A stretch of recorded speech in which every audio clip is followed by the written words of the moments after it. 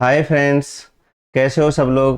दोस्तों, my self doctor Jitendra Singh और मैं अपने इस मेडिकल पाठशाला चैनल के माध्यम से जो मेडिकल स्टूडेंट्स हैं उनके लिए डिफरेंट डिफरेंट इंपॉर्टेंट टॉपिक्स पर वीडियो लेक्चर्स रिकॉर्ड करता रहता हूं। दोस्तों, इसी सीरीज में आज जो हम वीडियो लेक्चर रिकॉर्ड करने जा रहे हैं दोस्तों, that is treatment of type 1 diabetes mellitus. तो let's start treatment of diabetes mellitus type 1।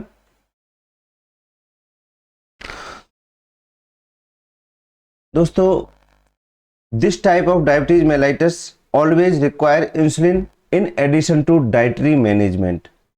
इससे always require insulin। क्यों? एक्चुअली दोस्तों, दो तरह की डायबिटीज होती है, type 1 diabetes mellitus, type 2 diabetes mellitus. जो टाइप 1 डायबिटीज मेलाइटस होती है उसके अंदर जो पेशेंट है उसके पैनक्रियाज से इंसुलिन सिक्रीट ही नहीं होता है। इट मीन्स जो टाइप 1 डायबिटीज मेलाइटस का जो पेशेंट होता है उसके बॉडी में इंसुलिन होता ही नहीं है। तो अगर इंसुलिन नहीं होगा तो हमें इंसुलिन उसको बाहर से देना पड़ेगा। लाइक जैसे कि किसी पेशेंट को हाइपोथायरॉयडिज्म होती है तो अपन थायरोक्सिन देते हैं, उसको एल्ट्रोक्सिन थायरोक्सिन टैबलेट बाहर से देते हैं। वो क्या है? थायराइड का हार्मोन है जो कि हमारी थायराइड ग्लैंड से बन नहीं रहा। वैसे ही टाइप 1 डायबिटीज मेलाइटस में पैनक्रियाज इंसुलिन सिक्रीट ही नहीं करता है, तो उसके बॉडी में इंसुलिन नहीं होता है, तो हम उसको इंसुलिन बाहर से देना ही पड़ेगा। इसलिए जब भी टाइप 1 जो डायबिटीज मेलाइटस के पेशेंट हैं उनको इंसुलिन इंजेक्शन लगता ही है।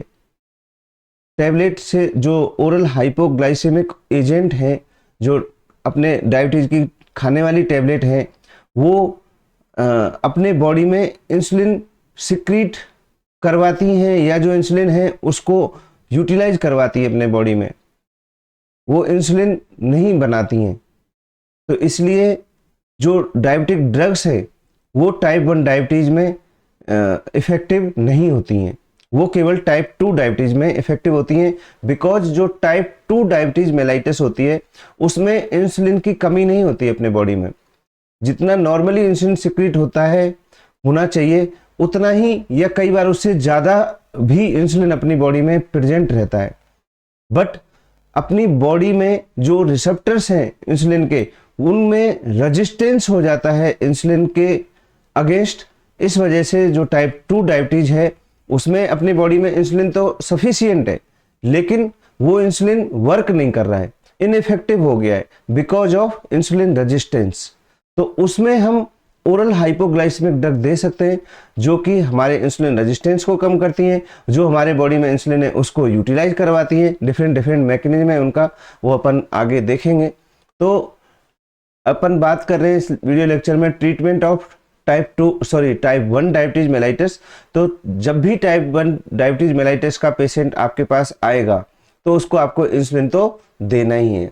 दूसरा, अपने को जैसा अपन एक वीडियो लेक्चर ऑलरेडी रिकॉर्ड कर चुके हैं इसमें कि डाइटरी मैनेजमेंट करना है। तो दोस्तों, सबसे पहले हम देखेंगे नॉन फार्माकोलॉजिकल या dietary management type 1 diabetes mellitus. Even कोई भी डायबिटिक मेलाइटिस है, टाइप 2 में भी डाइटरी मैनेजमेंट हम उसमें भी करेंगे, तो उसका जो शुगर कंट्रोल है बहुत अच्छा होगा। तो क्या प्रिंसिपल है डाइटरी थेरेपी का?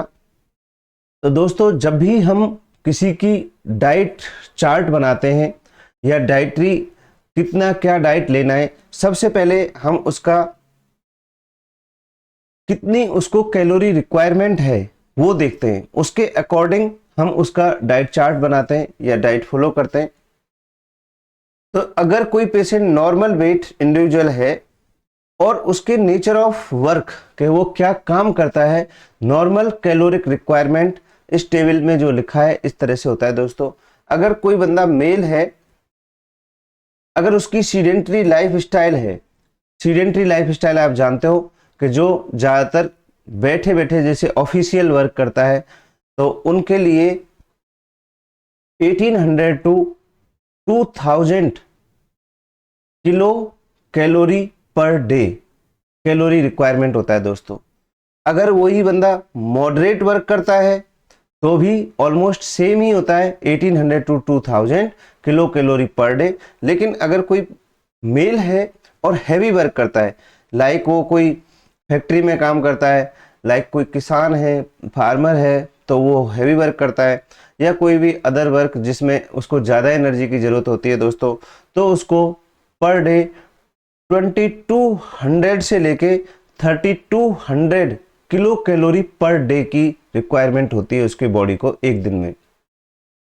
अगर वही सेम, सॉरी ये स्पेलिंग मिस्टेक है, तो अगर फीमेल है तो उसको कैलोरी रिक्वायरमेंट थोड़ा कम होती है एज कंपेयर टू मेल। अगर वो सीडेंट्री वर्कर है तो उसको 1200 टू 1500, एंड मॉडरेट वर्कर है तो दोस्तों 1400 टू 1600, एंड अगर वो बहुत ज़्यादा हैवी वर्कर है तो उसको 1600 to 2400 kilo calorie per day उसकी बॉडी को रिक्वायरमेंट होती है दोस्तों। तो सबसे पहले हम देखना है कि पेशेंट मेल है या फीमेल है, उसका नेचर ऑफ वर्क कैसा है, सीडेंट्री है, मॉडरेट है या हैवी वर्क करता है, उसके अकॉर्डिंग हम उसका टोटल पर डे का कैलोरी रिक्वायरमेंट इस चार्ट के हिसाब से डिसाइड करेंगे दोस्तों। उसके बाद हमने देख लिया कि इसको इतनी कैलोरी चाहिए, तो इस जो डायबिटिक पेशेंट हैं दोस्तों, उनमें कैलोरिक डिस्ट्रीब्यूशन भी बहुत इंपॉर्टेंट होता है। ऐसा नहीं कि अगर कोई बंदे को मान लो डायबिटिक है और उसको 2200 कैलोरी चाहिए, या इवन नॉन डायबिटिक भी है, तो ऐसा नहीं हम उसको केवल प्रोटीन दे दें, प्रोटीन से भी वो 2200 कैलोरी पूरा हो सकता है, या हम उसको कार्बोहाइड्रेट दे दें उससे भी हो सकता है, या इवन फैट दे दें तो उससे भी ऑलमोस्ट हो सकता है। लेकिन ऐसे नहीं, हमको इक्वली कितना एग्जैक्ट उसको देना है, कितना कार्बोहाइड्रेट देना है, कितना उसको प्रोटीन देना है, कितना उसको कार्बोहाइड्रेट देना है, या सॉरी फैट देना है, या कोई अदर न्यूट्रिएंट्स किस किस को कितना अमाउंट में देना है, ये भी फिक्स है। जैसे अपने को मान लो किसी को 24 किलो कैलोरी देनी है पर डे, उसमें से जो टोटल कैलोरिक रिक्वायरमेंट है उसका 45 टू 65% कार्बोहाइड्रेट दोस्तों अपने को देना पड़ेगा। दूसरा 10% टू 35% उसको प्रोटीन देना पड़ेगा, टोटल जो उसके कैलोरी रिक्वायरमेंट है उसका। अगर पेशेंट को नेफ्रोपैथी है, ऑलरेडी उसके किडनी फेलियर है या कोई प्रॉब्लम है उसको किडनी की, तो केवल प्रोटीन रिक्वायरमेंट अपन मिनिमम से मिनिमम रखेंगे, तो 10% उसको देना पड़ेगा। तो कार्बोहाइड्रेट 45 टू 65%, प्रोटीन 10% टू 35%। दोस्तों 20 टू 35% फ्रॉम फैट से इसको होना चाहिए उसका कैलोरिक रिक्वायरमेंट, और फैट में भी हम उसको फर्दर डिवाइड करेंगे। सैचुरेटेड फैट लेस देन 7% होने चाहिए, और पॉली अनसैचुरेटेड सेट जो फैट है जिसको अपन PUFA बोलते हैं, पॉली अनसैचुरेटेड फैट, ये 10% होना चाहिए। तो ये उसका कैलोरिक डिस्ट्रीब्यूशन है। अगर हम ये वाला चार्ट फॉलो करेंगे दोस्तों, तो हम उसके शुगर को इजीली कंट्रोल कर सकते हैं। दूसरा कुछ इंपॉर्टेंट पॉइंट्स हैं जो हमने को डाइटरी जो मैनेजमेंट करते टाइम ध्यान में रखने। ट्रांस फैट का जो यूटिलाइजेशन है दोस्तों, इनटेक ऑफ ट्रांस फैट वो मिनिमाइज होना चाहिए पेशेंट के लिए। ट्रांस फैट अपने को मिनिमम से मिनिमम देने हैं। दूसरा, लो carbohydrate diet less than 130 gram per day is not recommended in treatment of overweight या ओबेसिटी पेशेंट। आप समझ गए होंगे, जो कार्बोहाइड्रेट है जो उसको, जो ओवरवेट पेशेंट है उनके अंदर 130 ग्राम पर डे से कम नहीं देना है, क्योंकि जो डायबिटिक पेशेंट है, टाइप 1 डायबिटिक पेशेंट है, उनके अंदर इंसुलिन अगर हम दे रहे हैं और साथ में अगर हम लो कार्बोहाइड्रेट देंगे ज़्यादा, तो हाइपोग्लाइसीमिया के चांस बढ़ जाते हैं दोस्तों। एक जनरली अपनी वो होता है, कई बार अपन पेशेंट सोचता है कि अपने डायबिटीज है तो अपने को कुछ मल्टीविटामिन और ये लगातार लेना चाहिए दोस्तों। तो routine supplementation with antioxidant like vitamin E, vitamin C and carotene not advised. ये नहीं देना चाहिए, लगातार नहीं देना चाहिए, कभी कभी दे सकते हो, लगातार परमानेंटली कुछ पेशेंट लेते हैं, उनको ये नहीं लेना चाहिए। दूसरा एक आता है कि भाई मीठा क्या खाएं, मीठे में स्वीटनर्स बहुत सारे लोग यूज करते हैं। तो use of caloric sweeteners including sucrose is safe when consumed with in the intake of level recommended by FDA। तो कैलोरिक जो स्वीटनर्स हैं उनको लाइक सुक्रोज, उनको पेशेंट यूज कर सकता है, वो सेफ है, बट इतना एक्सेस में नहीं यूज करना है, बट जो FDA द्वारा रिकमेंडेड है उस उतना वो ले सकते हैं। कुछ फाइबर इंटेक भी दोस्तों 25 to 30 ग्राम पर डे के आसपास फाइबर इंटेक भी होना चाहिए। और जो सोडियम है वो 3000 मिलीग्राम या 3 ग्राम पर डे के हिसाब से सोडियम इंटेक भी होना चाहिए।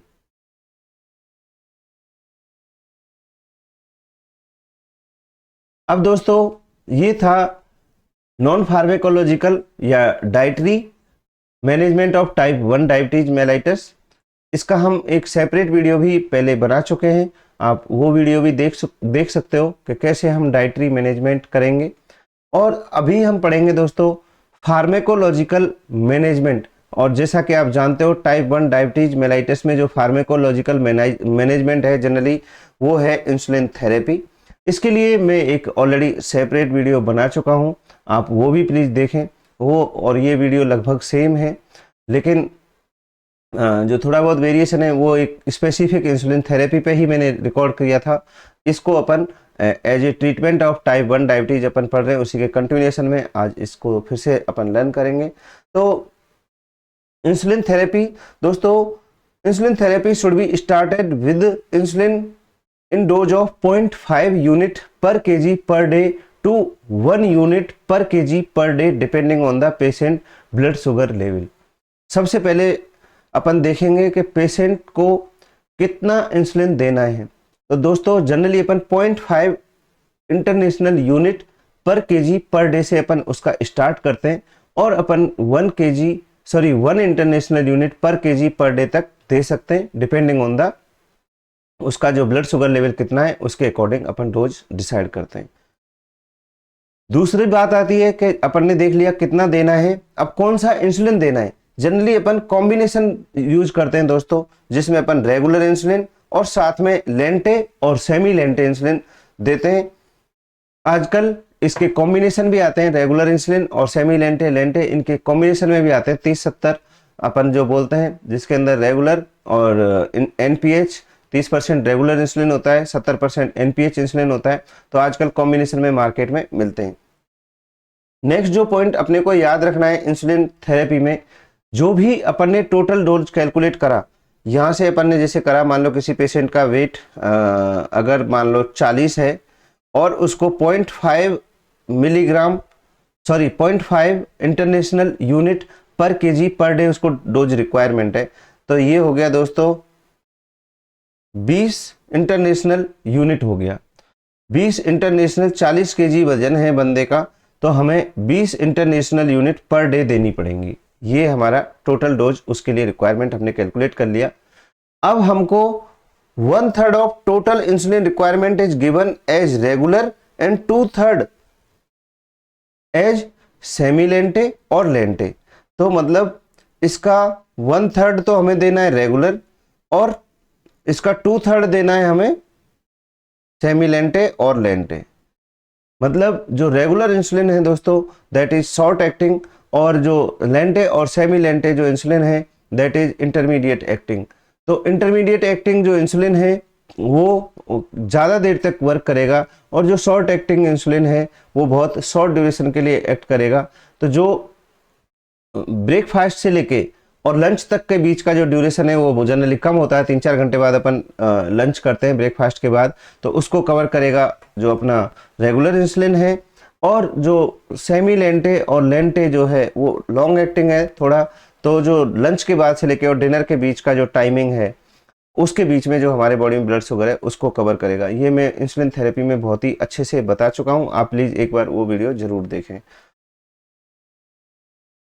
नेक्स्ट पॉइंट जो हम इंसुलिन थेरेपी देते टाइम याद रखनी है, अब जो हमने टोटल डोज कैलकुलेट किया, हमने सबसे पहले देखा डोज कैसे कैलकुलेट करेंगे, फिर हमने देखा कॉम्बिनेशन देंगे रेगुलर और सेमी लेंटे और लेंटे का, जिसमें हमने देखा कि जो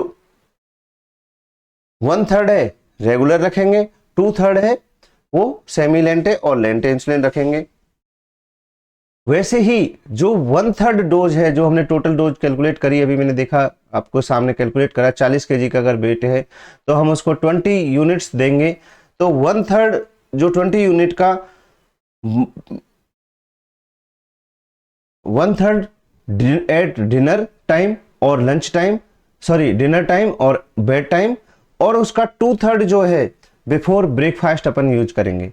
मतलब जो टोटल डोज है उसका 2/3 अपन सुबह ब्रेकफास्ट के पहले यूज करेंगे, और जो उसका 1/3 डोज है, जो टोटल डोज आएगी कैलकुलेशन के बाद, उसका 1/3 अपन डिनर टाइम पे और बेड टाइम पे, सोते समय जब अपन खाना खाएंगे उस टाइम दोस्तों अपन यूज करेंगे। दूसरा, सभी जानते हैं insulin given at subcutaneous route, तो सबक्यूटेनियस रूट से इंसुलिन देते हैं, और कब देते हैं ये बहुत इंपॉर्टेंट पॉइंट है, जो भी इंसुलिन यूज करते हैं उन लोगों के लिए भी 30 to 45 मिनट्स बिफोर मील, 30 से 45 मिनट पहले लेते हैं अपन खाने के, क्योंकि सबक्यूटेनियस रूट से जो एब्जॉर्प्शन है वो बहुत ही स्लो होता है, आईवी रूट और वो डायरेक्ट ब्लड में जाते हैं, ये पहले फैट में फिर धीरे धीरे अपने कैपिलरीज के थ्रू ब्लड में जाता है, तो इसका एब्जॉर्प्शन स्लो होता है, इसलिए हम इसको 30 to 45 मिनट्स बिफोर मील लेना चाहिए इंसुलिन इंजेक्शन। दूसरा, कहाँ लेना चाहिए, medial aspect of thigh, abdominal wall, ये जनरली सभी लोग यूज करते हैं। दूसरा, जो इंसुलिन इंजेक्शन का साइट है उसको रोटेट करते रहना चाहिए दोस्तों, क्योंकि इससे लाइपो एट्रोफी या लाइपो डिस्ट्रोफी हो जाती है। There is no need to use spirit swab if skin is clean, तो इसके लिए स्प्लिट स्वैब की जरूरत नहीं होती है। अगर बंदे की स्किन साफ है तो बिना स्प्लिट स्वैब के ही अपने को इंसुलिन इंजेक्शन लगा सकते हैं। दूसरा दोस्तों, जो डोज है या कौन से टाइप का इंसुलिन देना है या कब देना है, ये तीनों चीज, dose, type and timing of insulin is adjusted according to preprandial blood sugar level. जो हमारा खाने से पहले का जो ब्लड शुगर है हमारे बॉडी में या फास्टिंग ब्लड शुगर है, वो 80 to 150 मिलीग्राम परसेंटेज होना चाहिए। अगर हमें इसमें वेरिएशन आ रहा है तो हम उसकी डोज बढ़ा सकते हैं, टाइप कौन सा रेगुलर देना है, लेंटे देना है, सेमी लेंटे देना है, या अपने को लॉन्ग एक्टिंग लाइक डी-ग्लूडेक ये सब देना है, तो ये सब किससे डिपेंड होगा, अपना pre prandial blood sugar level से डिसाइड होगा दोस्तों। लेवल ऑफ, दूसरा, अब हम ब्लड शुगर लेवल कब लेंगे, अगर कोई बंदा इंसुलिन ले रहा है तो level of blood glucose estimated depend on the dose of plain insulin taken 3 to 4 hours before. अगर कोई बंदा प्लेन या रेगुलर इंसुलिन ले रहा है तो 3-4 घंटे बाद ही अपने को ब्लड शुगर देखना है, क्योंकि इसका एक्शन जो इंसुलिन का 3-4 घंटे तक रहता है, तो ये ब्लड शुगर को कम करके रखता है। तो अगर हम देखेंगे, अगर इंसुलिन इंजेक्शन लिया है और 2 घंटे बाद हम अगर उसका देखने लगे ब्लड शुगर लेवल, तो ऑब्वियसली कम आएगा, लेकिन वो ब्लड शुगर उसका नेचुरली कम नहीं है, वो इंसुलिन का इफेक्ट है उसके बॉडी में, उसकी वजह से कम है। तो अगर पेशेंट रेगुलर इंसुलिन यूज कर रहा है तो कम से कम 3-4 घंटे बाद या पहले उससे रेगुलर अपने को ब्लड शुगर देखना है। अगर पेशेंट इंटरमीडिएट या लॉन्ग एक्टिंग इंसुलिन ले रहा है तो उसके लगभग 8 से 12 घंटे बिफोर ये अपने को ब्लड टेस्ट करना है। मतलब रात को अगर किसी ने इंजेक्शन लगाया और मॉर्निंग में वो वापस इंजेक्शन लगाएगा, तो उससे पहले मॉर्निंग फास्टिंग ब्लड शुगर देखना है अपने को 8 से 12 घंटे बाद, अगर वो इंटरमीडिएट या लॉन्ग एक्टिंग इंसुलिन ले रहा है तो, तब वो ब्लड शुगर सही आएगा। अगर वो ज़्यादा आ रहा है, 150 से ज़्यादा आ रहा है, तो अपन डोज बढ़ा सकते हैं, टाइप चेंज कर सकते हैं, टाइमिंग भी चेंज कर सकते हैं। और अगर 80 से 150 के बीच में आ रहा है तो वो अपने लिए मतलब डिजायरेबल है, उतना अपने को चाहिए।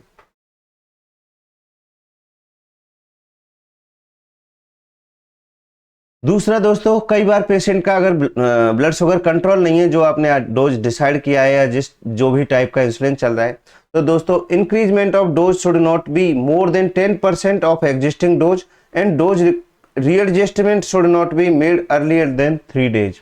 ये बहुत इंपॉर्टेंट है। कई बार पेशेंट सीरियस आईसीयू वगैरह में भर्ती हो जाते हैं और बहुत ज़्यादा ब्लड शुगर होता है, तो अपने को बार बार डोज उसका चेंज करना पड़ता है। तो एक दिन के अंदर या एक बार में उसका 10% से जो उसकी एग्जिस्टिंग डोज है उससे ज़्यादा अपने को नहीं बढ़ानी है, पहला पॉइंट। और फिर अगर उसको दोबारा से डोज का रीएडजस्टमेंट करना पड़ रहा है तो मिनिमम 3 डेज के बाद ही करेंगे। ऐसा नहीं कि आज अपन ने बढ़ा दी 10%, कल फिर से बढ़ा दी 10%, परसों फिर, ऐसा नहीं कर सकते। Increment of dose should not be more than 10% of existing dose and dose readjustment should not be made earlier than 3 days। ये बहुत इंपॉर्टेंट पॉइंट है दोस्तों। Use of insulin analogues in selected case when it is justified on clinical ground, preferably under guidance of a specialist, patient must properly trained for administration of subcutaneous injections। दोस्तों जब भी आप किसी patient को insulin therapy prescribe कर रहे हो या देना चाहते हो या दे रहे हो, तो दोस्तों उसको प्रॉपरली ट्रेन करना पड़ता है, ट्रेन करना चाहिए, क्योंकि सबक्यूटेनियस इंजेक्शन पर डे लगाना है और उसको ऑलमोस्ट लाइफ लॉन्ग लगाना है। तो उसको पहले उसकी ट्रेनिंग देना है, क्योंकि वो रोज़ इंजेक्शन लगाएगा, अगर वो एक ही साइड पे लगाता रहा तो उसके भी साइड इफेक्ट है। और वो गलत तरीके से यूज कर लिया, ज़्यादा यूज कर दिया, कम यूज कर दिया, तो hypoglycaemia, severe life threatening side effect है इसके। तो पहले इसको प्रॉपर इंजेक्शन की ट्रेनिंग देना जरूरी है। ये भी एक पार्ट है हमारे ट्रीटमेंट का। Meals must be ensured after injection, ये बहुत इंपॉर्टेंट पॉइंट है ये दोस्तों, जो अपनी ये भी ट्रेनिंग का ही पार्ट है, पेशेंट एजुकेशन का ही पार्ट है, कि भाई जब भी आप इंसुलिन इंजेक्शन लेंगे तो उसके साथ आपको खाना मस्ट है। ऐसा नहीं आपने इंजेक्शन ले लिया और आप खाना भूल गए, तो ऐसी केस में हाइपोग्लाइसीमिया पेशेंट को हो सकता है, जो कि बहुत ही सीरियस और लाइफ थ्रेटनिंग हो सकता है उसके लिए। Explain features of hypoglycaemia to patient, उसको पेशेंट को ये भी एक्सप्लेन करना है कि जब भी तुम्हें हाइपोग्लाइसीमिया होगा या बॉडी में ब्लड शुगर कम होगा तो तुम्हें क्या क्या फीचर्स आएंगे, कैसे आपको पता लगेगा कि मेरा शुगर कम हो रहा है। वो भी धीरे धीरे जब पेशेंट ये इंसुलिन इंजेक्शन लेते हैं और जो ऑलरेडी टाइप 1 डायबिटीज जिनको होता है उनके साथ ये चीज़ बार बार होती है, तो उनको ये चीज़ें धीरे धीरे समझ में आ जाती हैं कि जब भी मेरे को हाइपोग्लाइसीमिया होता है या मेरी बॉडी में शुगर कम हो रहा होता है तो मेरे को चक्कर आते हैं, पसीने आते हैं, घबराहट होती है, बेचैनी होती है, जो भी उसको धीरे धीरे सिम्टम आया था। तो पेशेंट को आपको पहले ही एक्सप्लेन करने हैं जब भी आप इसको इंसुलिन थेरेपी दे दें। Diabetes self management and adjustment of insulin dose based on self monitoring of glucose and carbohydrate count. Patient को डायबिटीज का जो टाइप 1 डायबिटिक पेशेंट है उनको इंसुलिन लेना होता है, तो उनको सेल्फ मैनेजमेंट भी कैसे करना है, कितनी डोज कैलकुलेट करनी है दोस्तों, वो भी उनको सिखा देना चाहिए। यह सीख सकते हैं पेशेंट, अगर कोई इंटेलिजेंट पेशेंट है, नहीं तो उसके घर वालों को बता सकते हैं। तो दोस्तों ये था all about the treatment of type 1 diabetes mellitus. दोस्तों आपको ये मेरा वीडियो कैसा लगा प्लीज़ कमेंट करके बताइएगा। अगर आपको ये वीडियो अच्छा लगा है तो प्लीज़ इसको लाइक करें, मेरे चैनल को सब्सक्राइब करें और आगे इसको शेयर करें। Thank you.